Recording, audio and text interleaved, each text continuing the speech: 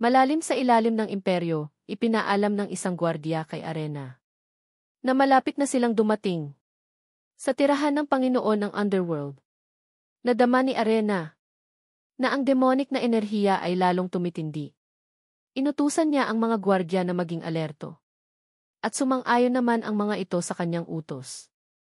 Binabalaan niya ang mga ito na ang pagpapabaya ay maaaring maging nakamamatay bago pa man niya matapos ang kanyang sasabihin. Isa sa mga gwardiya sa harapan ang bumangga sa isang bagay na hindi nakikita. Lumingon si Arena na gulat at nautal. Tinatanong kung ano ang nangyari. Isang may pakpak na figura ang tumawa sa kanyang reaksyon. Natutuwa ang demonyo na may panunuya, nagkomento na ang lahat ng pagkayamot ay tungkol lamang sa ilang mga tao. Pagkatapos ay nagtanong kung siya ba ay dumating para magpasyal sa demonic realm. Kasabay nito, tinanong ni Asher si Enser kung may nararamdaman ba itong dark magic.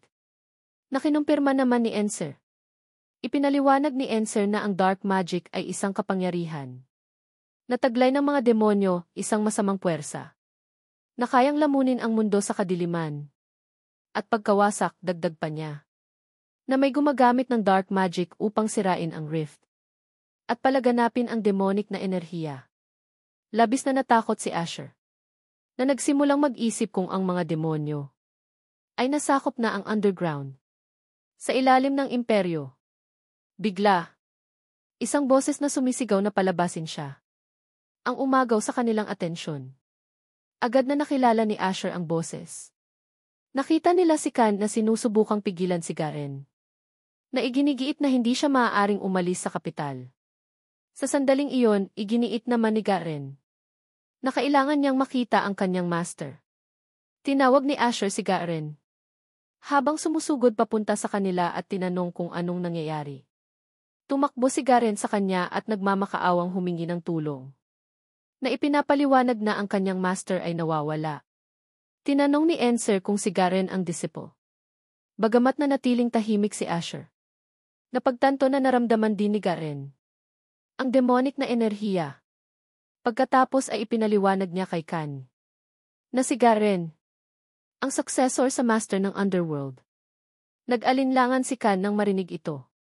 Nagpatuloy si Asher sa pagpapaliwanag na kailangan nilang pumunta sa lugar kung saan naroon ang kapitan ng gwardiya.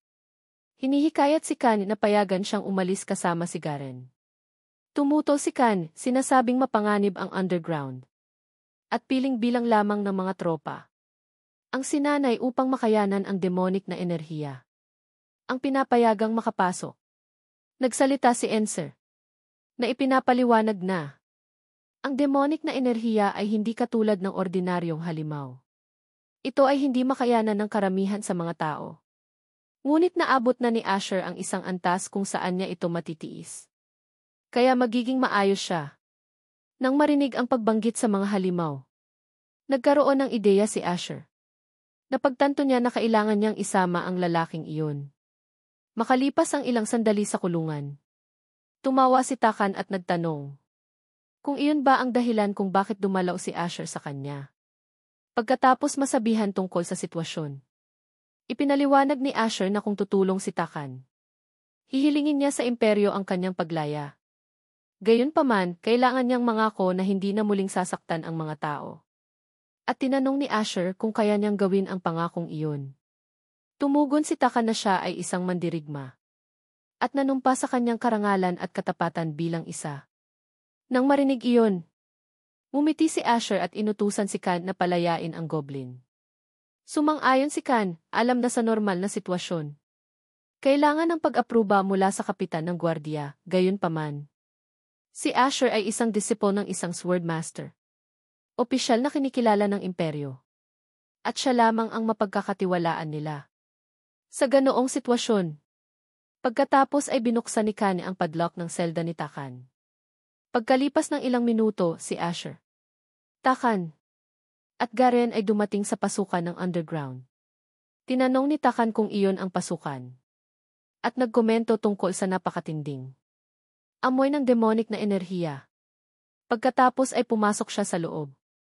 Sinasabing siya ang mangunguna. Natutuwa si Enser na makarinig ng isang nagsasalitang goblin. At napatawa sa kanyang sarili. Habang sila ay mas lumalalim sa underground. Tinanong ni Garen si Asher kung okay lang ba siya. Napapansin na ang enerhiya ay lumalakas. At tiyak na mahirap itong tiisin. Kalmadong sumagot si Asher na maayos lang siya. Tumawa si Takan at sinabing, ang isang normal na tao ay nawala na sa katinuan. Ito ay malinaw na kakaiba. Tumingin si Takan sa unahan at nakita ang mga gwardya. At si Arena na nakahandusay sa lupa. Tinanong niya kung ang elf na babae kanina ay kasama nila. Agad na sumugod si Asher sa tabi ni Arena. At binuhat siya, tinatanong kung okay lang ba siya. Nagkamalay siya at nakilala siya. Na nagpagaan ng kanyang loob. Na makita na hindi siya seryosong nasaktan. Tinanong niya kung anong ginagawa niya doon.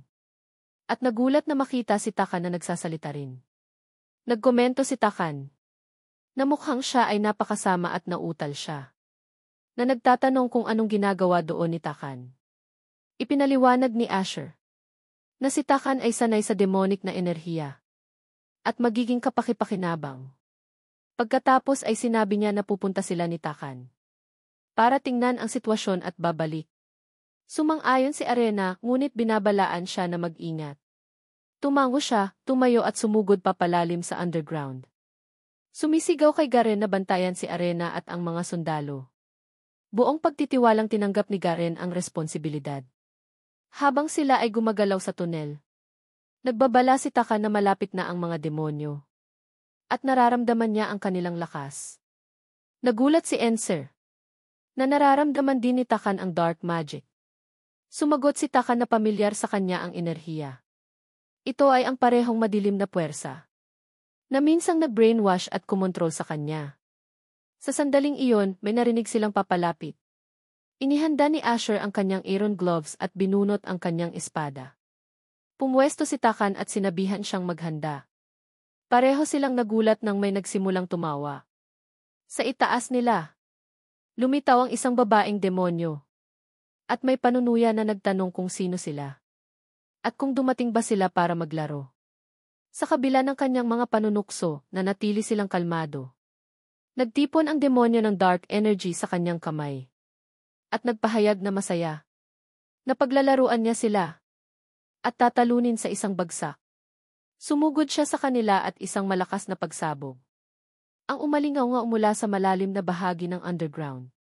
Sa labas, sina Garen at Arena ay nabahala sa tunog. Nautal na nagtanong si Arena kung ano iyon. Nag-aalala si Garen. Kung may nangyari sa kanyang master. Nang hindi naghihintay. Sumugod siya patungo sa gate para mag-imbestiga. Agad na sumunod si Arena sa kanya. Kasabay nito. Sa loob ng huling gate ng underground. Tahimik na nakaupo si Crocus sa gitna ng silid. Na ginawang tiwali ng demonic na enerhiya. Naramdaman niyang papalapit si Garen. Naghihintay siya ng matyaga. Naghanda upang simulan ang successor ceremony. Sa sandaling dumating ang binata. Ilang minuto kanina nang sumugod ang demonyo sa kanila. Agad na iwinasiwas ni Asher ang kanyang espada pasulong. At tinamaan ang demonyo na nagdulot ng malakas na pagsabog. Habang kumakalat ang usok. Kalmado silang lumapit sa bumagsak na demonyo. Nagkomento si Enser. Natunay ngang natapos ito sa isang bagsak. Tinanong ni Asher si Takan kung sino ang demonyong iyon. Sumagot si Takan na isa lamang siyang nakakaawang. Mababang ranggong demonyo na hindi man lang karapat-dapat na labanan. Nagpumilit ang demonyo na umupo. Nanginginig sa proseso. Sa kabila ng kanyang kalagayan. Mayabang niyang sinabi sa kanila na hindi sila masama. Ngunit hindi iyon sapat. Naglaho ang kanyang pagmamalaki. Nang itutok ni Asher ang kanyang espada sa kanya. Mabilis siyang yumuko at sumuko. Nagmamakaawang patawarin siya. Tinanong niya kung sino ang nag-utos sa kanya na pumunta doon. Nag-alangan siya at ipinaliwanag na hindi iyon ganun. Naglakad-lakad lang siya sa rift. Dahil sa kuryosidad.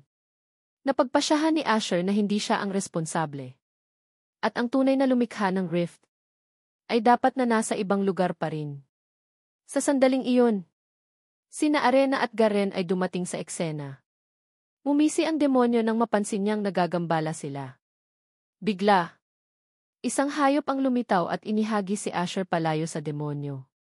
Tinawag siya ni Arena at Garen na may pagkabahala. Gayunpaman, nanatiling kalmado si Takan at nagmasid lamang habang bumagsak si Asher sa dingding at bumagsak sa lupa. Bumulala sa halakhak ang demonyo at pinuri ang kanyang hayop. Si Pedro sa pagpabagsak kay Asher. Bumaling siya kay Takan pagkatapos. At sumigaw na siya na ang susunod. Kalmadong kinilala ni Takan ang demonyo sa pagdala ng kanyang hayop. Ngunit pagkatapos ay nakinig. Habang mayabang niyang sinasabi na ang mga halimaw. Nakatulad niya ay mga alipin ng mga demonyo. Tinanong niya kung naiintindihan niya na kailangan niyang sumunod. At pagkatapos, ay inutusan siyang alisin ang 2 tao sa likod niya. Nagulat sina Arena at Garen sa utos. Ipinahayag ng demonyo. Nalilipulin nila ang mundo ng mga tao ng sama-sama. Madilim ang ekspresyon ni Takan habang isinusumpa niya ang kanyang uri.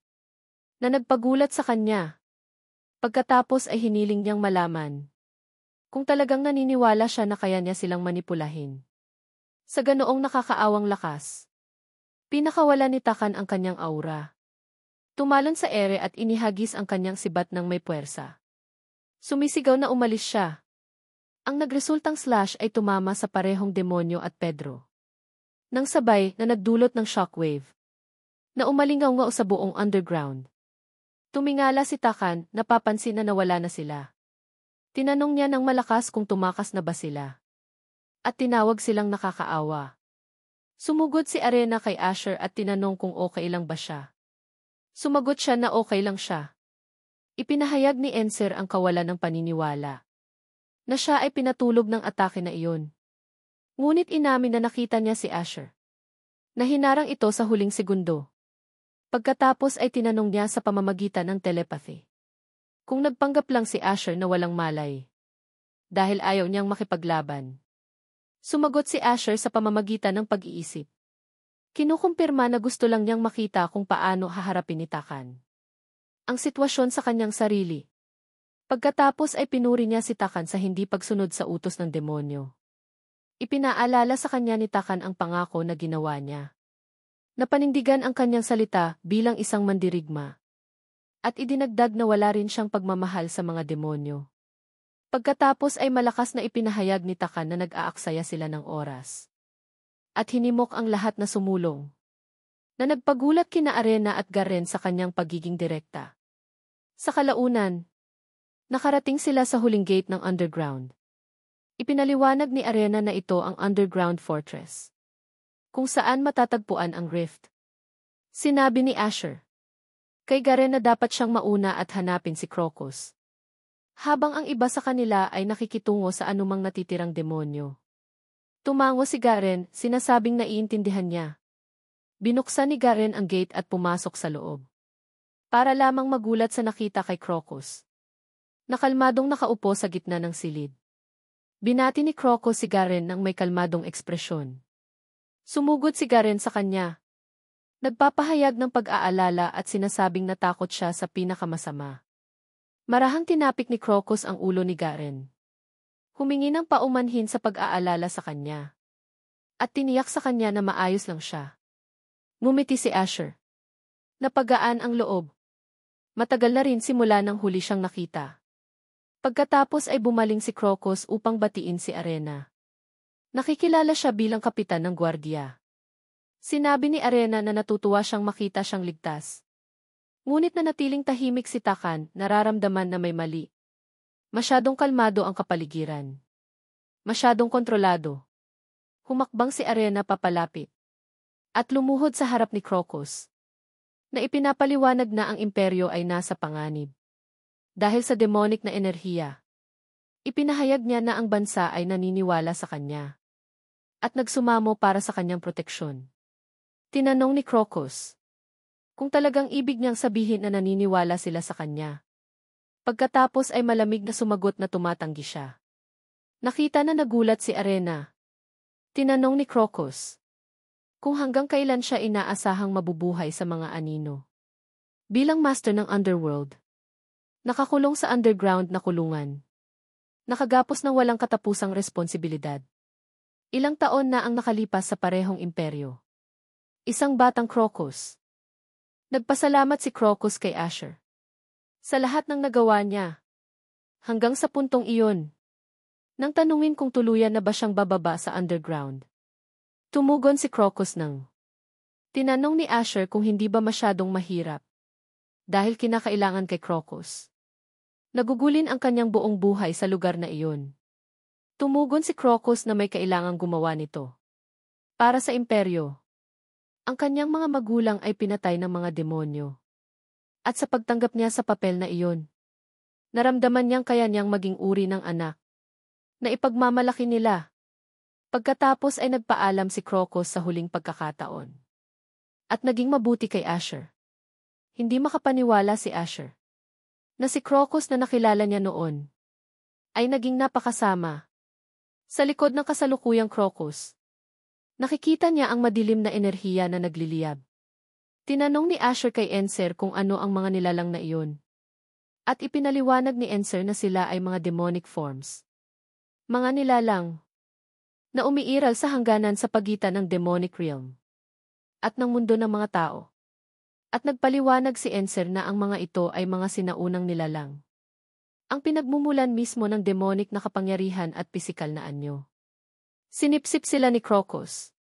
At sa paggawa nito ay nakontrol ang dark magic. Pagkatapos ay inutusan ni Crocus. Ang mga nilalang ng kadiliman na kumalat. Na ikinatakot ni Arena. Isa sa mga demonic forms ang sumugod sa kanya. Ngunit napigilan ito ni Takan sa oras at pinutol. Na pinoprotektahan siya. Nagbabala si Takan kay Arena na huwag mawala ng focus. At sinabihan siyang bunutin ang kanyang espada. Ipinahayag niya na si Crocus ay hindi na isang bayani, kundi isang halimaw. Nanginginig na binunot ni Arena ang kanyang espada. Pagkatapos ay nakita ni Takan si Asher. Na inaalis ang ilang demonic form sa gilid. Tinawag niya si Asher. At sinabihan itong iwan ang natitirang mga demonyo sa kanila ni Arena at hanapin si Garen. Nakinuha ni Crocus. At nawala. Kasabay nito. Sa loob ng Dark Realm, sinabi ni Crocus. Kay Garen. Nasisimulan na nila ang succession ceremony. Naguguluhan at nag-aalala si Garen. Tinanong kung bakit ginagawa ni Crocus ang lahat ng ito. Tumugon si Crocus na pagod na siya. Pagkatapos ng di mabilang na taon na nakakulong sa underground. Hindi siya nakatakas. Ang maging master ng underworld ay nangangahulugan ng pamumuhay sa walang hanggang pagkakulong. At ayaw niyang ipasa ang isinumpang buhay na iyon kay Garen. Sumisigaw si Garen na may emosyon. Tinanong kung bakit tinatawag ni Crocus na miserable ang buhay na iyon. Pinaalalahanan niya ito na pinili niyang maging kanyang successor dahil sa malalim na paggalang. Kinilala ito ni Crocus. Ngunit sinabi na kahit ang imperyo, sa kabila ng pagtawag sa kanya na isang bayani, at nagpapanggap na iginagalang siya, ay talagang kinasusuklaman siya. Panatilihin siyang nakakulong. Inaakusahan siyang nagpapakalat ng demonic na enerhiya. Ang kanyang sinasabing heroic na buhay ay mas nakakahiya pa kaysa sa isang kriminal. Galit na galit. Tinanong ni Crocus kung paano siya makakatakas sa gayong pagkakakulong.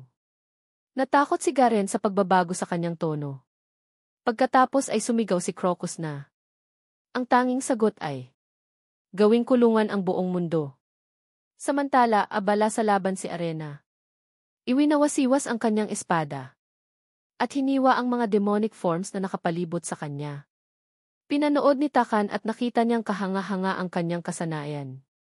Ang kanyang swordsmanship, napansin niya, ay may isang natatanging pagka-orihinal. Habang itinutulak ang kanyang sibat sa mga madilim na nilalang. Napansin niya si Arena na pinapanatili ang matalas na focus. Patuloy siyang nakikipaglaban. Na umaasa na ligtas si Asher. Sa sandaling iyon, nakatayo si Asher sa harap ng portal papunta sa Dark Realm. Ipinaliwanag ni Enser na ito ay isang barrier. Na nabuo ng puro dark magic. At mukhang napakatibay. Itinaas ni Asher ang kanyang espada at tinanong kung kaya itong basagin. Pinaalalahanan siya ni Enser na isa siyang Swordmaster, na may kakayahang labanan ang demonic na enerhiya. Kung may makakabuwag nito, siya iyon. Naiintindihan ni Asher na wala siyang pagpipilian. Itinaas niya ang kanyang espada.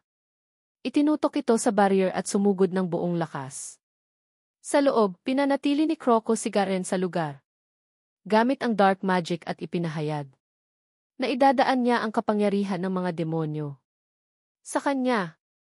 Umiyak si Garen. Nagmamakaawang itigil niya, sinasabing ayaw niya nito. Ngunit nagpatuloy si Crocus, ipinapahayag na gagawin niyang ang mundo bilang isang refleksyon ng demonic realm. Sa paggawa nito, siya ay magiging isang taong hindi na tinatanggihan ng mundo. Isang tunay na bayani sa kanyang sariling baluktot na imahe. Nagpakawala si Crocus ng isang malaking pagbugso ng dark energy. At inutusan si Garen na tanggapin ang kapangyarihan. Sa sandaling iyon, binasag ni Asher ang barrier. At sumigaw na hindi ito mangyayari. Naginhawaan siya na nakarating siya sa oras. Nagulat ang kanyang boses kay Crocus. Nalumingon at pinakawalan si Garen mula sa kanyang hawak. Bumagsak ang bata sa lupa. Nanilalamon ng sakit. Tumingin si Asher kay Crocus na mailungkot. Sinasabi sa kanya na minsan ay itinuring niya itong isang bayani. Ngunit nakikita niya ngayon na si Crocus ay naging mas masahol pa kaysa sa isang demonyo. Galit na galit si Crocus. Tinawag si Asher na isang bastardo. At inihagis ang malalakas na alon ng dark energy sa kanya. Sumisigaw na huwag siyang makialam. Dinurog ni Asher ang attack. Sa isang hiwa ng kanyang espada. Hindi napigilan si Crocus. Naglunsad pa siya ng dark energy sa desperasyon. Tumalon si Asher sa air, bago tumama ang susunod na pagsabog. At inihilig ang kanyang espada pababa. Tinitigan niya si Crocus habang bumababa siya, na ang kanyang sandata ay nakatutok sa puso. Sa sandaling iyon, naisip niya sa kanyang sarili, na si Crocus ay tunay na isang trahedyang figura. Minsan isang bayani, ngayon ay nawala. Pagkatapos ay may katumpakan. Itinusok niya ang kanyang espada sa tiyan ni Crocus. Hinawakan ni Crocus ang kanyang sugat at hinihingal. Kinikilala na binasag ni Asher ang kanyang dark magic. Sinabi niya na si Asher ay hindi ordinaryong swordsman. Pagkatapos ay tinanong niya kung dumating ba si Asher upang pigilan siya. Tumugon si Asher na hindi siya maaaring tumayo at manood. Habang sinusubukan ni Crocus na gawing yungib ng mga demonyo ang mundo. Galit na galit si Crocus. Nagpakawala ng pagbugso ng madilim na mahikal na enerhiya. At inakusahan si Asher ng kapalaluan. Tinanong niya kung sino si Asher. Para mangahas na hamunin ang dakilang bayani na si Crocus. Lumulutang sa ere. Ipinahayag ni Crocus na hindi mananalo si Asher laban sa napakalawak na kapangyarihan ng dark magic. Napansin ni Enser. Naganap na naibalik ng magic ang katawan ni Crocus. Ngunit kalmadong itinaas ni Asher ang kanyang espada. Sinabi niya kay Crocus na hindi siya isang bayani. Isa siyang traitor.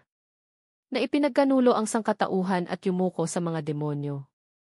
Ikinagalit ng pahayag na ito si Crocus. Na sumigaw na tumahimik siya. Nagtipon si Crocus ng dark energy sa kanyang mga kamay. At inihagis ito kay Asher. Nilamon siya ng kapangyarihan ng kadiliman. Ito ay isang uri ng enerhiya na sumisira sa isip. At nagtutulak sa isang tao sa kabaliwan. Patuloy na nagbuhos si Crocus ng kadiliman sa kanya. Na iginigiit na gaano man siya kalakas. Nananatili siyang isang tao lamang. At hindi makakatagal sa epekto. Ngunit natigilan si Crocus nang lumipad ang isang espada sa kanyang ulo. Halos tumusok sa kanyang bungo. Hiningi niyang malaman kung paano pa rin nakakalaban si Asher. Kalmadong sumagot si Asher. Na hindi kailanman gagana sa kanya ang gayong atake. Ngumiti si Enser. Alam na si Asher ay hindi lamang basta tao. Isa siyang swordmaster at ang mental attacks na ganung uri ay walang epekto sa isa sa kanyang antas. Napagtanto na hindi epektibo ang mga karaniwang taktika. Nagpasya si Crocus na durugin si Asher ng hilaw na kapangyarihan. Nagpakawala siya ng mas malakas pa na alon ng dark magic. na sumira sa lupa at mga dingding sa paligid nila. Nanatiling kalmado si Asher, habang ipinagpatuloy ni Crocus ang kanyang walang tigil na pag-atake. Hinarang ni Asher ang maraming pagsabog hanggat kaya niya. Kahit na ang puwersa ng atake ay nagdulot ng malaking pagsabog. Dahil walang nakitang tugon mula kay Asher pagkatapos, bumaba si Crocus at lumapit kay Garen na bumagsak. Nakatayo sa ibabaw niya. Humingi ng paumanhin si Crocus sa pagkakaroon na nasaksihan ang gayong brutalidad. Ipinahayag niya ang kanyang pag-asa na si Garen sa lahat ng tao ay maunawaan. Ipinaliwanag ni Crocus na sa buong buhay niya, nagkaroon siya ng malalim na pagkamuhi sa mga demonyo. Ang maging master ng underworld ay isang personal na misyon para protektahan ang mundo mula sa kanila. Sa loob ng mga dekada, mag-isa siyang namuhay sa kadiliman, na nagtitiis ng malaking paghihirap, lahat sa pangalan ng kapayapaan para sa imperyo. Ngunit sa huli ay binura ng imperyo ang kanyang pag-iral. Para itago ang presensya ng Rift, itinuring siyang isang banta, na dungisan ng demonic na hangin kahit na ang kasaganaan na tinatamasa nila ay binayaran ng kanyang sakripisyo. Sa kanila, siya ay naging hindi naiba sa mga demonyong minsan niyang nilabanan, kaya nagawa na niya ang kanyang pagpili. Tumulo ang luha sa mukha ni Crocus, habang sinasabi kay Garen na wala na siyang dahilan para bantayan ang Rift. Ang mga tao, anya, ay mas masahol pa kaysa sa mga demonyo. At iyon ang dahilan kung bakit pinili niyang yakapin ang dark magic. Muling humugot si Crocus sa kanyang dark energy, at sinabi kay Garen na hindi niya maaaring payagan na maipasa ang gayong buhay sa kanya sa pamamagitan ng kapangyarihan ng dark magic. Maaaring mamuhay ng malaya si Garen at walang pagpipigil. Bago siya makapagpatuloy, bumangon si Asha sa likod niya at pinutol. Sumulyap si Crocus sa kanyang balikat na gulat. Tinawag niya si Asher na isang paulit-ulit na mangmang. Ngunit kinausap siya ni Asher ng may pagkaseryoso, na inaalala ang mga salitang sinabi ni Crocus, na gusto niyang maging anak, na ipagmamalaki ng kanyang mga magulang, at na ang tungkulin ng pagbabantay sa underground ay isang pasanin na dapat pasanin ng isang tao. Natigilan si Crocus. Hiningi na malaman kung paano nalaman ni Asher ang mga salitang iyon. Muling pinilit siya ni Asher, tinatanong kung bakit niya tinalikuran ang mga ideal na minsang pinili niya at sumuko sa mga demonyo. Nagpatuloy siya sa pagsasabi kay Crocus na hindi siya tinalikuran ng imperyo. Nagtiwala sila sa kanya at patuloy na kinikilala siya bilang isang tunay na bayani. Nautal si Crocus, tinatanong kung sino talaga si Asher. Sumagot lang si Asher na oras na para pakawalan ang kanyang mga ilusyon. Inilahad niya ang isang kamay kay Crocus na hinihimok siyang bumalik sa kung sino siya noon. Isang bayani na mas malakas kaysa sa sinuman. Humakbang siya papalapit na iniaabot ang kamay na iyon sa pag-asa. Bago pa siya makalapit, sumugod ang kadiliman sa pagitan nila. Natigilan si Asher sa pagkalito sa nangyayari. Mula sa loob ng itim na kawalan, lumitaw ang isang malaking mata at tumitig sa kanya ng direkta. Nagsalita ang madilim na mata, na kinakausap si Asher bilang ang hindi nagbabago. Nang sumigaw si Asher at hiningi na malaman kung sino ito, kalmadong tumugon ang boses, na maaari siyang tukuyin nito bilang ang master ng dark magic. Tinanong ni Asher kung siya ba ang responsable sa paggawa kay Crocus sa kung ano siya. Itinuwid siya ng boses na huwag magkamali. Sinasabi nitong wala itong ginawa kay Crocus. Ipinapaliwanag nito na kusa siyang dumating sa pamamagitan ng rift na naghahanap ng kapangyarihan ng dark magic. Ang lahat ng ginawa nito ay ipagkaloob ang isang maliit na kahilingan. At agad na napagtanto ni Enser na ang nilalang na ito ang tunay na puwersa sa likod ng lahat. Ang master ng dark magic. Pagkatapos ay sinabi nito na pakakawalan na nito si Crocus. Tulad ng gusto niya. Kahit na umaasa itong makipaglaro pa sa kanya ng kaunti. Bago siya tapusin, umiti ito na may baluktot ng ngisi. Galit na galit. Sumugod si Asher sa kadiliman at iwinasiwas ang kanyang espada. Ngunit nang mawala ang kadiliman, Napagtanto niya sa takot na ang tinamaan niya ay si Crocus. Malupit na tumawa ang master ng dark magic. At sinabi na marahil ay mas maganda na si Crocus ay namatay sa kamay ng kanyang sariling kasama. Pagkatapos bago tuluyang mawala, muli nitong tinukoy si Asher bilang ang hindi nagbabago. At nangako na magkikita silang muli. Bumagsak si Crocus sa sahig. Hawak ang malalim na sugat sa kanyang katawan. Habang kumakalat ang dugo sa paligid niya. Sa kabila ng sakit, nagpasalamat si Crocus kay Asher. Sinasabi na sa wakas ay napalaya na siya. At maaari na siyang magpahinga sa kapayapaan. Sa pamamagitan ng isang humihinang boses. Hiniling ni Crocus na malaman ang pangalan ni Asher bago lumisan. Bilang tugon, tinukoy siya ni Asher bilang ang tenyente ng gwardiya. Mula sa teritoryo ng Iraq na nagsasaad na matagal na. Simula nang huli silang nagkita. Nagulat si Crocus at tinanong kung paano niya nalaman iyon. Pagkatapos ay nagpakilala si Asher bilang kanyang dating superior. Na ipinapaliwanag na bagamat hindi na siya mukhang pareho. Siya ay dating kapitan ng gwardiya. Sa sandaling iyon, nakilala siya ni Crocus. Pagkalipas ng ilang sandali, dahan-dahang nagsara ang rift. Ipinahayag ni Takan ang kanyang pagkakaluwag sa nakita. Tumalikod si Arena nang marinig niya ang mga yapak.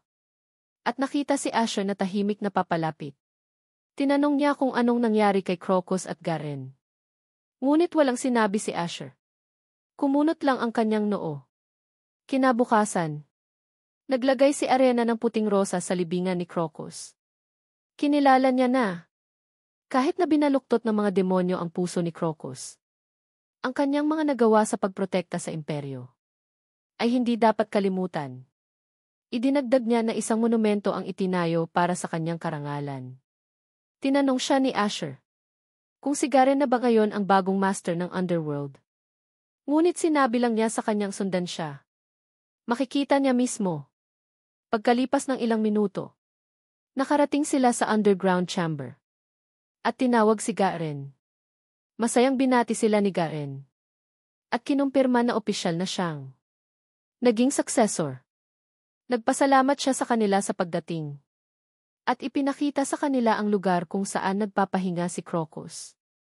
Humingi ng paumanhin si Asher. Ngunit tiniyak sa kanya ni Garen na hindi niya kasalanan. Sinubukan ni Crocus na gamitin ang demonic na kapangyarihan upang sirain ang mundo. At hindi na siya ang master na dating kilala ni Garen. Ipinahayag ni Garen ang kanyang pasasalamat sa pagtulong kay Crocus. Na mabawi ang kanyang katinuan sa huli. Isang araw bago. Tumawa si Crocus nang makilala si Asher. At sinabing, hindi nakapagtataka na ang kanyang swordsmanship ay tila pamilyar. Tinanong ni Asher kung paano ang isang taong tulad niya ay maaaring mapunta sa gayong estado. Ipinaliwanag ni Crocus na ang mga demonyo ay nakapasok sa kanyang puso. Sa isang sandali ng kahinaan. At binaluktot ang kanyang kalooban. Inamin niya na sa huli. Isa lamang siyang mahinang tao na gustong maging malakas. Tulad ni Asher. Sa sandaling iyon, nagkamalay si Garen. At sumugod sa tabi ng kanyang master. Lumuluhang niyakap siya at umiyak. Na nagdadalamhati na makita ang kanyang master sa kanyang huling oras. Humingi ng paumanhin si Crocus sa lahat at sinabi na, kahit nahuli na, dapat nilang simulan ng maayos ang succession ceremony. Sumang-ayon si Garen na umiiyak. Pagkatapos ay bumaling si Crocus kay Asher at tumanggap ng isang tango. Bilang tugon, sinabi niya na nakakatuwang makilala siya. At hiniling na makipag-usap ng pribado sa kanyang disipo. Sumang-ayon si Asher na tahimik na umalis. Habang sinasabi na magkikita silang muli balang araw. Patuloy na binabagabag ng eksena iyon si Asher. At nagdulot sa kanya ng pagkakasala sa pagharap kay Garen. Inamin ni Garen na kahit ngayon, mahirap alisin ang kalungkutan. Nanginginig ang kanyang kamay habang kinuyom niya ito. Kitang-kita pa rin ang sakit na ikinabahala ni Arena. Bigla silang nagulat. Nang may bumati kay Garen bilang master. Lumingon sila at nakita ang demonitang babae kanina. Na masayang papalapit. Na sinasabi kay Garen. Na dinala niya ang mga libro mula sa kanyang pag-aaral. Nang makita ang iba, natigilan siya at tinanong kung bakit maraming tao ang naroroon. Dahil dito, likas na hinawakan ni Arena ang kanyang espada nang makita ang isang demonyo. Ngunit kalmadong tiniyak ni Garen na walang dapat ipag-alala. Ipinaliwanag niya na ang demonyo ay nagtatrabaho na ngayon bilang kanyang assistant. Idinagdag ng demonyo na ngayong nakasara na ang rift. Wala na siyang ibang mapupuntahan. Sinubukan niyang magtago ngunit natagpuan siya agad. Sa halip na patayin siya, tinanggap siya ni Garen. Inamin niyang pinagmalupitan siya sa demonic realm. At mas mainam na manatili doon kasama ang kanyang mabait na master. Nasaksihan ito ni Enser. At namamangha. Napansin niya na kahit demonyo siya, nagpakita siya ng isang bagay na bihirang pasasalamat. Kinilala niya na siya ay isang mabuti. Di nagtagal. Ay kinumpirma iyon.